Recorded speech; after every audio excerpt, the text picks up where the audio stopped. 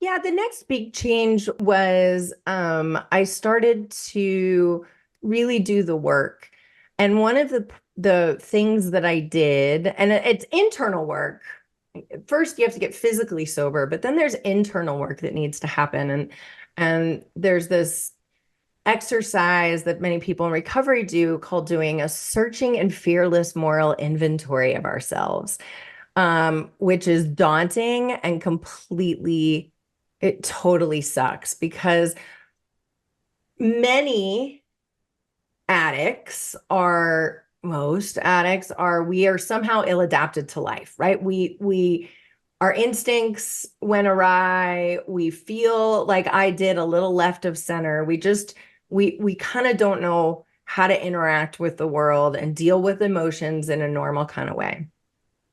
So what tends to happen is we do one of two things. We get super controlling. So we're going to tell everybody else what they need to do to make me happy because I feel so uncomfortable all the time that only by you, if you just did the dishes right, I could be happy, right? If you just made the bed, I could be happy, right? It's those little, even those little things, right?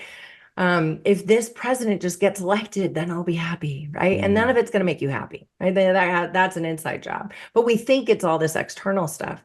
Or so we either become controlling or we become codependent, where we say, you know what, I'm going to give, they're both really the same. I'm going to give all my happiness to you. I'm going to let you drive everything because I feel so ill adapted that I'm going to take no control over my own life. And I'm just going to follow what someone else wants me to do or what I think they want me to do.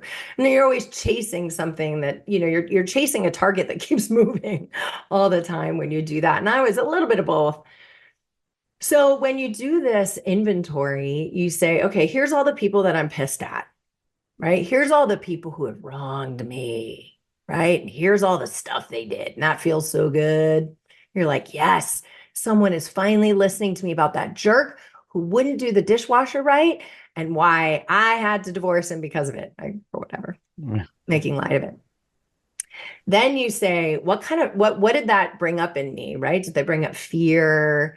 What kind of fears did that bring up in me? And then you have to write down how you participated in it. What was your role in that? It's all about, like, what I realized in doing that was those people weren't, they weren't the jerks, right? They weren't the ones who were making me do these things. If only you would do that, right? I would feel better. That it was my responsibility to take radical responsibility, right, for my own life. But I had to get radically honest first. And they come hand in hand. That radical honesty and that radical responsibility come hand in hand. Because once you're radically honest and you're like, oh, here's how I participated in all this stuff, then you can take radical responsibility for your own actions in your own life. And for me, that was the biggest spiritual awakening because not only did it shift my entire perspective on life, but it also led me to say, okay, Spirit, I clearly don't know how to act in this life. Help me to be in this world in the way that you want me to be. Help me to find, in Hinduism, we talk about dharma, right? Help me find my dharma. Help me find the reason I'm here. Help me to support all these other people around me who I've spent my whole life pushing away because the shift was, I believe that I'm here to be of service. And so how can I shift all these things that I've been through to now be of service? Because I believe that that's what Spirit put me here to do. But I first had to get, again, radically honest and then take radical responsibility for my own behavior, including saying, okay, on a daily basis, okay, Spirit, what do you want from me? What direction should I go in?